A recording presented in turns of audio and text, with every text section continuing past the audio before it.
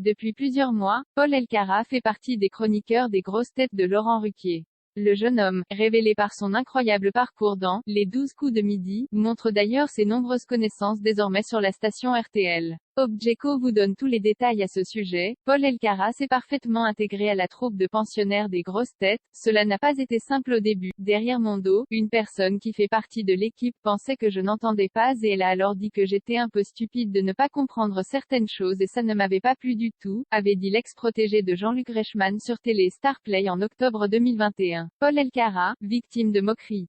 C'était une femme mais je ne dirais rien d'autre, avait-il dit avant de souligner que ses rapports avec elle avaient évolué. Elle avait sans doute dit ça sur le ton de la blague mais j'ai trouvé que c'était du bagou car c'était dit avec sérieux et loin de moi alors qu'on aurait pu en parler. Mais ses débuts compliqués sont maintenant loin derrière le jeune homme qui est souvent convié par Laurent Ruquier dans l'émission radio la plus connue de France. Pour ceux qui ne connaissent pas le concept des grosses têtes, il s'agit de répondre à des questions d'auditeurs. Cela se fait souvent sur le ton de la blague. Il y a des moments magiques. Paul est maintenant contre. La preuve, Ruquier l'a même emmené en Grèce avec une partie des grosses têtes pour des vacances entre bains de soleil et visites culturelles. La preuve d'une grande proximité entre les deux hommes, les 12 coups de midi, des gestes déplacés. L'animateur se plaît régulièrement à raconter que les personnes présentes durant ce périple ont essayé de lui faire rencontrer une jeune femme. Mais apparemment, Paul Elkarat n'a besoin de personne pour s'amuser avec la gent féminine.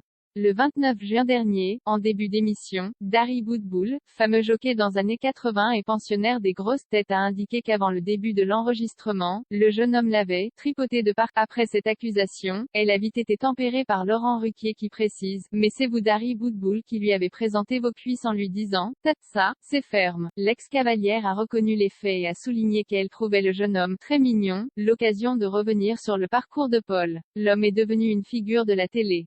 Paul est vite devenu une star de l'émission Les 12 coups de midi grâce à ses grandes connaissances et sa personnalité très attachante. Avec ses 152 victoires, il avait gagné 691 522 € de gains, ce qui a placé le jeune homme comme troisième plus grand maître des 12 coups de midi. Un parcours qu'il évoque dans son livre, Ma 153e victoire, où il parle aussi de son autisme Asperger, diagnostiqué lorsqu'il avait 16 ans. Un parcours pas simple pour celui qui avait dit que son père a longtemps rejeté cette situation.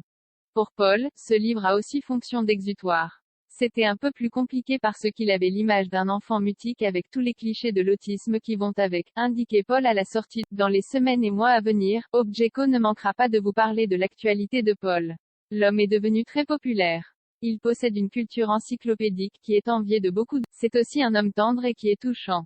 L'émission compte des millions de fans et le programme fait le buzz tout au long de l'année. Le programme est plaisant. Il est présenté par Jean-Luc Reichmann, un homme drôle qui est aussi un grand professionnel de la télé. L'émission enregistre de belles audiences. C'est pour cette raison qu'elle est toujours à l'antenne sur T. En effet, les dirigeants de la chaîne arrêtent vite les émissions qui ne fonctionnent pas.